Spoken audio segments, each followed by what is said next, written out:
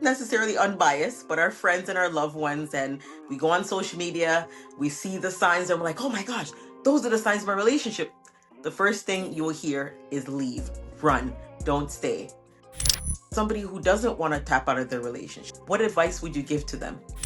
I would talk about it and ask to get some help. That I want to be in this relationship. I want to make this relationship work. I want us to work together. Yeah, Right. if all these things are happening and you talk about it and he says, "Nah, I'm not going to do that," we're all right. We don't need any help, or just denies it and all that, then you don't have a whole lot to work with. Or just because you see a red flag doesn't necessarily mean the relationship has to end. It just means, all right, there's a red flag. Let's look at this. Let's talk about it. And even if your partner cheats on you, doesn't have to be the end of the relationship. It could be an opportunity to figure out, why did that happen? Did you ever get the opportunity to sit with your dad and talk about the things that you went through as a child and your healing journey? Not really.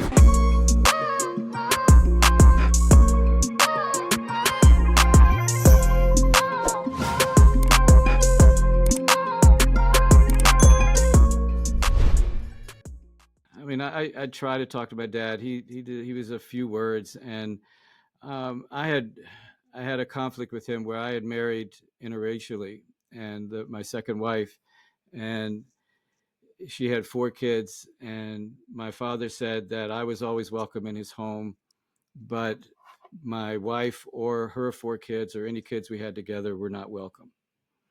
And so that drove a pretty big wedge between us. And I did take the opportunity. I actually recorded on cassette back in the day. uh, I Hmm. recorded me telling my dad how I felt about it, and expressed a lot of growing up. And I mean, I laid it all out and opened the door to have a discussion about it in the future. And he didn't want anything to do with it. So I tried. And How did that how did that make you feel after just, getting it out and recording it? It must have felt like, I don't well, know, just it feel was good because I it was if truly empowering exercise to do that, right? Yet it wasn't until my father was on his deathbed. He was dying of liver cancer, and he was unconscious. And it was a Sunday morning. I was getting ready to come back to Philly, and I went to his room, and I just held his hand, and it felt like you could hear a pin drop in the hospital. It was so quiet. Normally hospitals are pretty Mhm. noisy, but it was just this quietness came over. And I said all the things that I needed to say to my dad. And I totally forgave him and asked for his forgiveness of anything that I did that may have hurt him. And even though we didn't have that conversation directly, just doing it right there, I know he heard me, but we couldn't have a conversation. I knew he heard me, and it felt like there was a resolve. Like, okay, I'm good with this. I'm good. That's good. That's another sense of Yeah, healing, which is absolutely. amazing. And you know, I can imagine experiencing that interracial rejection, Oh, that was like tough. your wife. And did you and her ever had the opportunity to talk about it after? And Oh, yeah. I although it wasn't you that did it to her, sometimes just saying sorry Oh, yeah. for the experience. Yeah, I was very apologetic for my father. It turned out my stepmother wanted to meet my daughter, and I brought her over to the house, and my dad was kind of like, "Oh, hi," like I could tell that Yeah.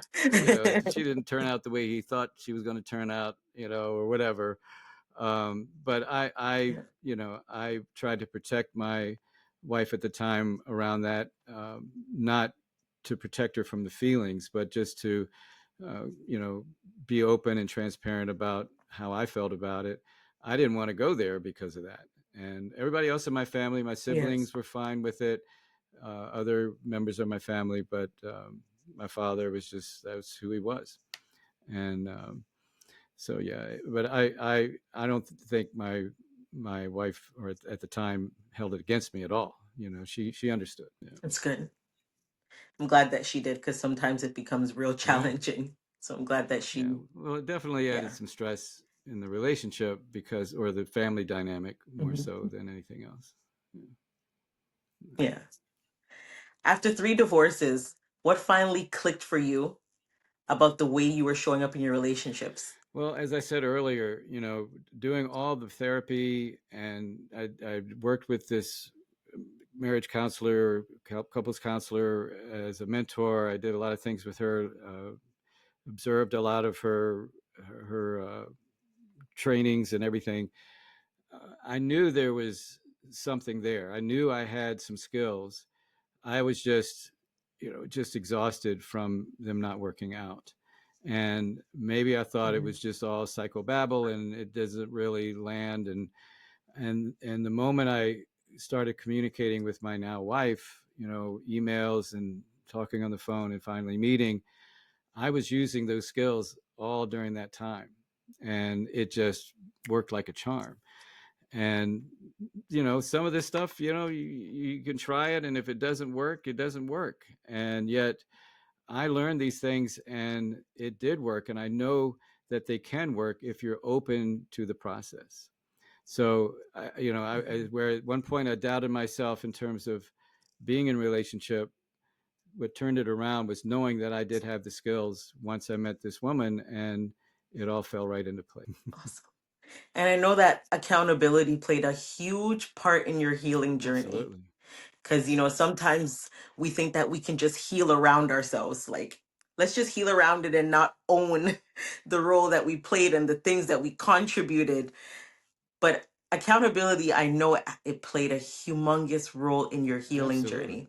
What did that look like for you? And what would you say to people on their healing journey that are well aware of the things that they've done and how accountability would play a big role in them Well, healing? I think it started with the conversation I was having with my now wife, where I just put it all out on the table, and I'm like, if she balks at it and doesn't want it, then that's out of my control. But I'm not going to pretend I'm something that I'm not. And so being authentic and being accountable to saying, yes, I was unfaithful in my first marriage, all the way up until my first marriage. She knew that. All the things that I'd been through, she was aware of it. And I took accountability for my part. And in return, she shared, like I said, we had parallel lives. She shared the same things that happened to her, and made herself accountable for what had happened. And that's just amazing when we can do that. But most of us are so terrified of being exposed as to feel all this shame around some of their authenticity, and things that they've done in the past. It's the past, it's done, it's over. There's nothing you can do to change it. All we can do is grow from it and move forward. And when you're willing to do that, you can't ask for much more than that, right? Yeah. Yeah, I like Mhm. that. Self honesty and then honesty with the people in your lives. Absolutely. Yeah. And I think it's so freeing when you're able to be with somebody and be honest with them about, okay, this is what I've gone through, this is what I've done. I'm not perfect, but I'm on my journey and I'm still Yeah. healing. And giving them that opportunity to decide for Yeah. themselves. Do I want to be with you or do I not want to be with you? Is your past, is your story too gruesome for me? It's too much. Allowing people to have a decision if they want to build with you or Absolutely. not. Yeah. I Hmm. agree. What practices and tools or mentors were essential on your healing journey? I know you said therapy, but were there any tools like journaling, meditation that worked for Yes, you? absolutely. I had learned the slow moving martial art of Tai Chi I mentioned earlier. And Tai Chi, yes. and Tai Chi, the principles of Tai Chi, and I'm actually going to do an episode on that coming up next week. Um, there's a two-person form of Tai Chi, it's called push hands, and you're doing it very slowly. And the idea is to have your opponent lose balance, and you're using their force against them, right? And there's so many Mm-hmm. metaphors in Tai Chi of what it means to be in a relationship or just be with anyone, not just a romantic relationship. And I think that's where, it started with understanding those principles that you yield, you don't force, you yield. And, you respond, you don't react, and things like that.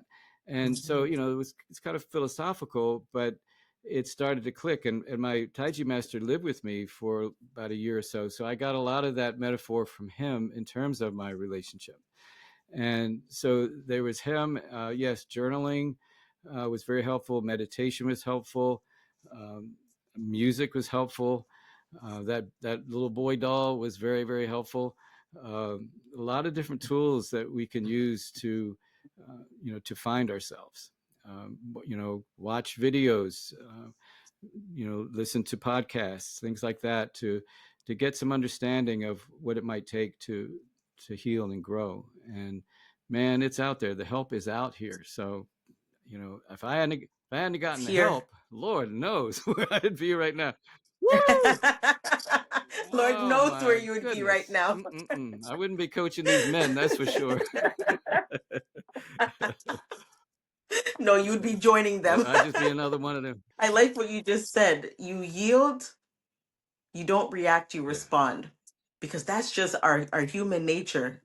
We go into defense mode, yeah, we'll react, but we don't hear to listen, to understand, and then yeah. And that's where respond. mindfulness comes in, the act of mindfulness, to be present. And you can accept that you're feeling angry. It's just a feeling. You can accept that you have this crazy Hmm. thought that I want to go cheat on somebody, or an urge that you want to cheat on somebody. All that we can't really control unless over time you're working on it. All we can control is how we respond to it. Reacting would be, oh, I feel this itch to have an affair and I'll just go do it. Well, that's just reacting. Yeah. Or I'm angry and I yell and scream at you and say something that I may regret, or that may hurt you. Um, but when you pause and say, okay, what's important to me? How do I want to respond here? How would I want somebody to talk to me? You can accept those feelings Mhm. and say, you know what? I'm angry right now. I can't talk about it. I'm going to step out for 15 minutes. When I come back, if I'm calm, we can talk about it. If not, until I'm ready, we can't do this. And having that Mindful pause, that's, practice. yes, having that pause to think and to respond from what matters to you, like your values and what's important to you. That's that's who you are. That's who we are. We're not our thoughts, our Hmm. feelings, and our urges, our body sensations.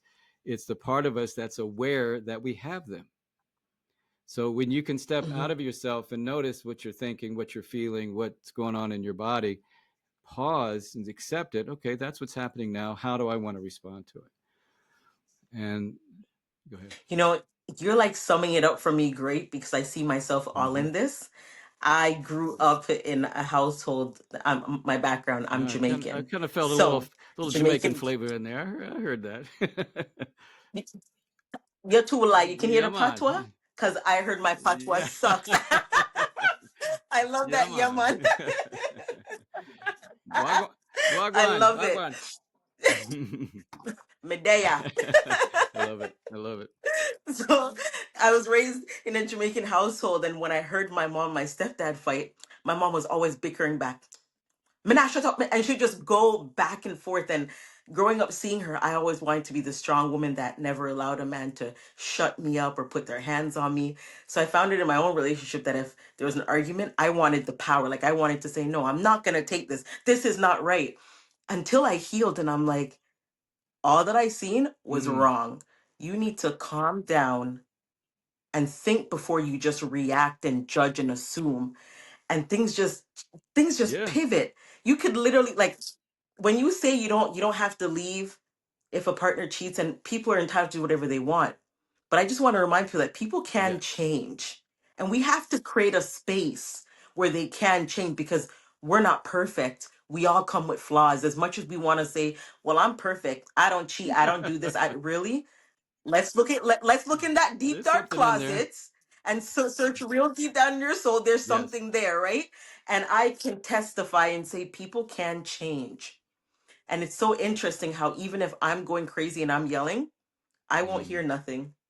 I'll just hear, and then later on, I can go back and be like, okay, fine. I shouldn't have been yelling. I shouldn't have been behaving this way. So it's interesting how you say all these things because men really need that grace that we do not give them, especially as Yeah, women. We can be so negative. We can throw salt in the wound. We can throw dirt and then add people on top of it to add dirt. Because we have to remember what we tell our friends and our family about our partners, they will never forget it because they're not the ones that are in the relationship. They're in a relationship with us. They are that's committed right. to us. So they're going to feel however they want to feel. So it's important for you to find an impartial person, whether it's therapy, whether it's somebody that's outside of the situation, Yep. unbiased, that can give you opinion, that can give you advice on what to do. You don't have to tell your don't be telling your friends and family everything because they don't No, need to and know they're on your everything. side. They're not But going to be objective, and yeah. they're they're not going to tell you that you're Right. wrong, right? They're not going to tell you. So, what are some common emotional blocks that you see in men when you're coaching? Well, a lot of them resist vulnerability, and they misunderstand what being vulnerable is. And yeah, it can be, having your feelings and maybe crying, with your feelings if you're sad, you know, and that's what they think being vulnerable is, and they see it as a weakness. And what I Mhm. encourage my clients to see it as a strength, because it requires strength and courage to go within to really recognize what's going on. Because either when we shut down and you say, you okay or something wrong, I'm fine. Well, you know damn well it's not. You can feel it in the room, but so that Yeah, makes it yeah. even worse. That creates a bigger gap. And when you can just acknowledge how you're feeling, it makes all the difference in the world. Because when you can say something versus I'm okay, nothing's wrong, then the other person's left wondering, what the hell did I do something, or what, like, you just don't know. And when you can say, you know what, I'm feeling a Hmm. little agitated right now, and I just need some time to myself. Well, that makes all the difference, right?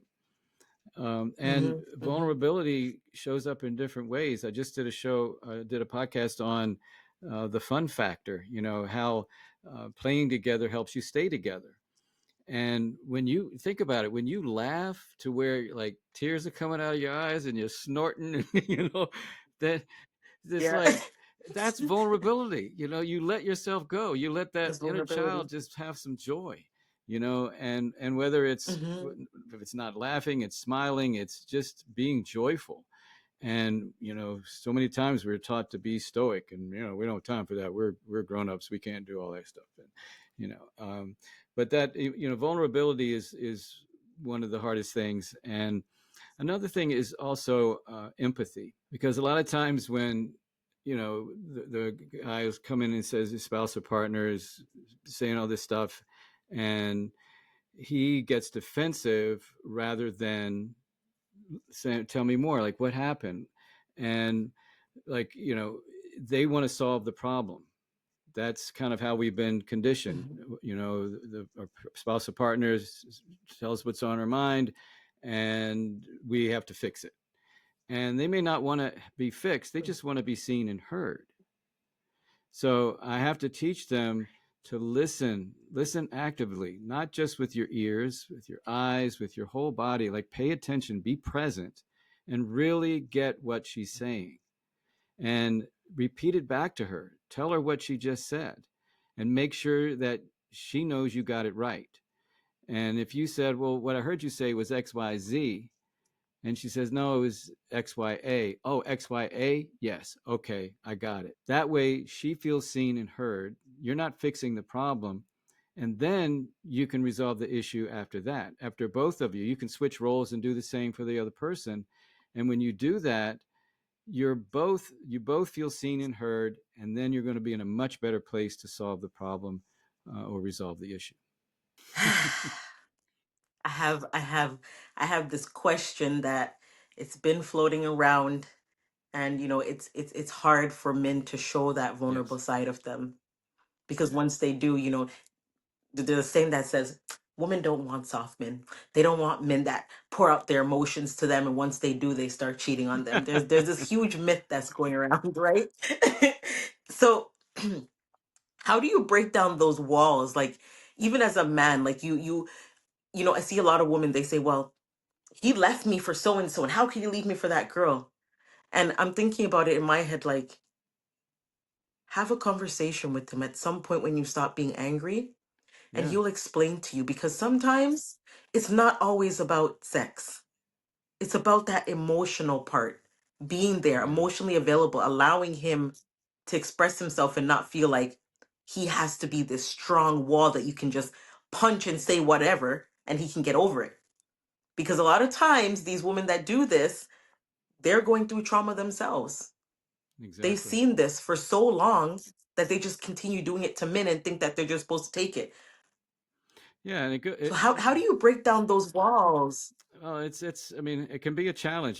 Depends on the dynamic of the relationship. But nobody wants to be in a relationship with somebody all the time. It's like, and especially No. a guy. Like nobody wants to see that, and yet that's the impression that women who don't want to have a soft man think that vulnerability is, and it can be in the Mhm. strongest, most the biggest, masculine looking guy you've ever seen, and still have his feelings. I mean, you see like football players, man, they're balling on the football field, and it's okay to do it there, but they can't do it at home.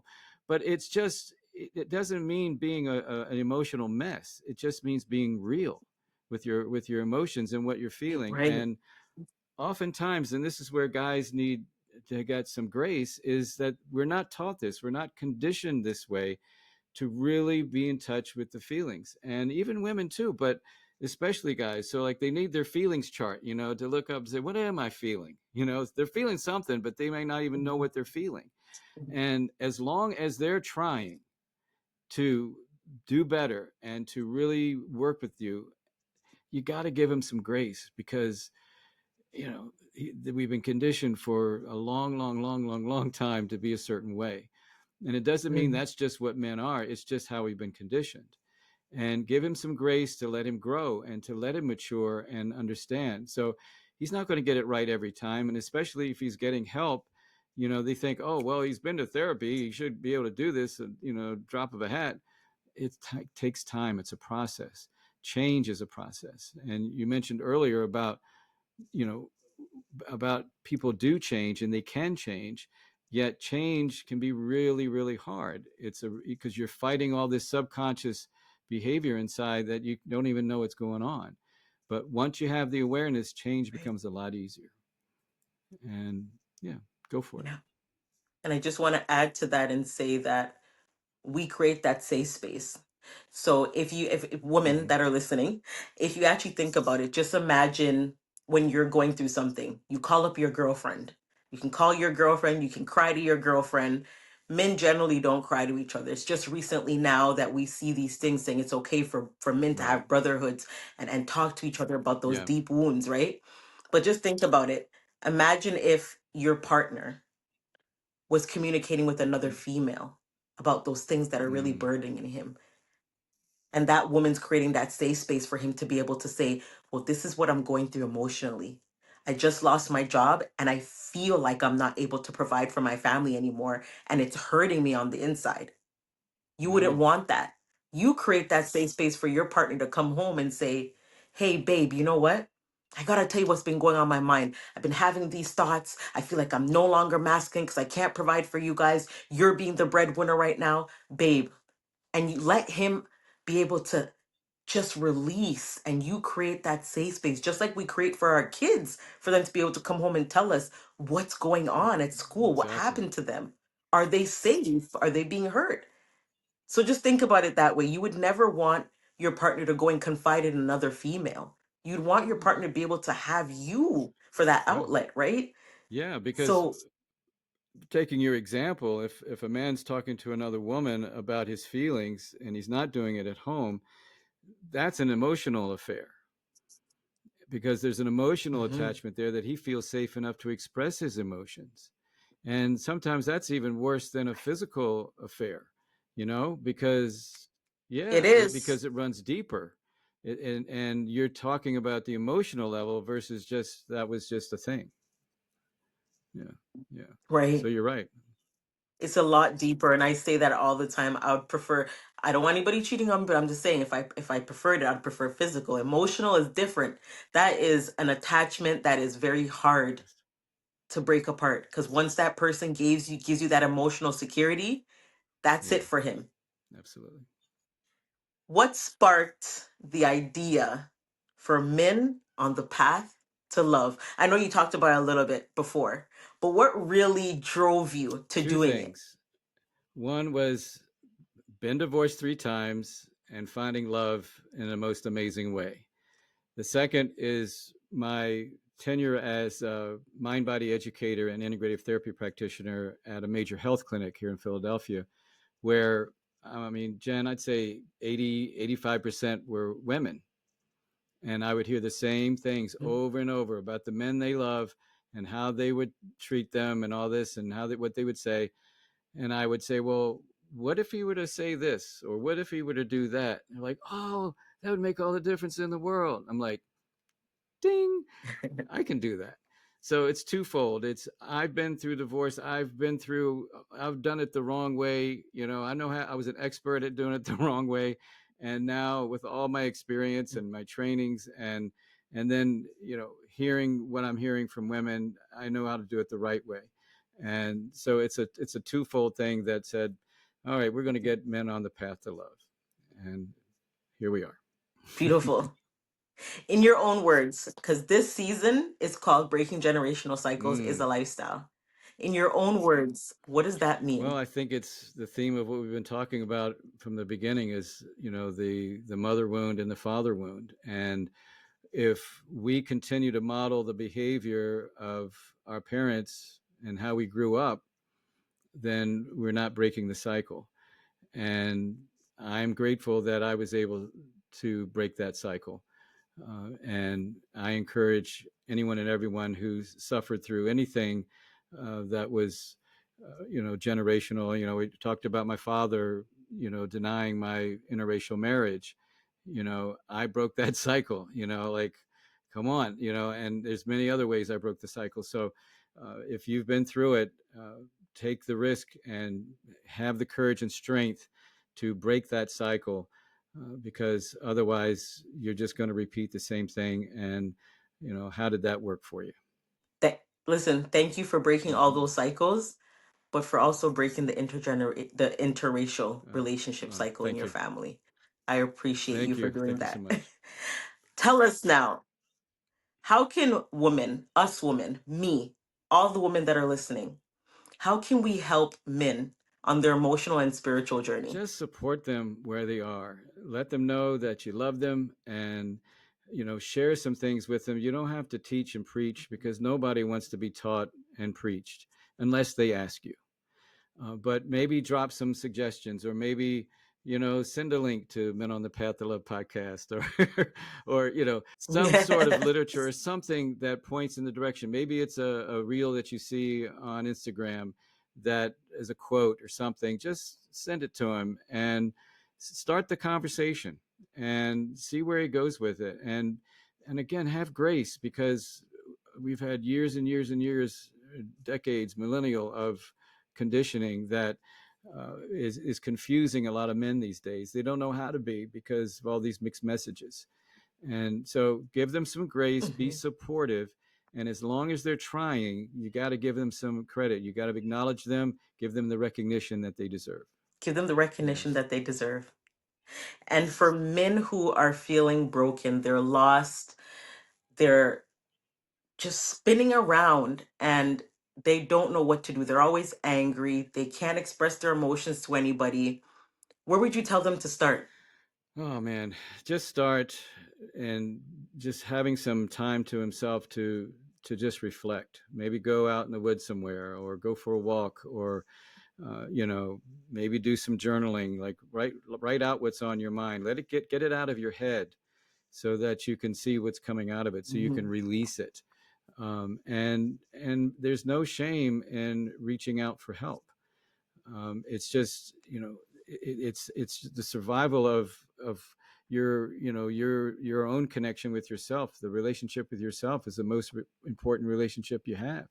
So take time to get in touch with you, learn to be the best version of you. So when you're okay with you, you can take that okay self to a relationship and enhance your life, not make it a part of your life. Your partner is not there to complete you. Your partner is there to enhance your life. And if, Your partner's there to yeah, enhance and your if you're life. struggling, reach out for help. And if they're not, Yeah, yeah, I love that. And if they're not enhancing your life, y'all need to have a sit down, need to have a there you go. conversation.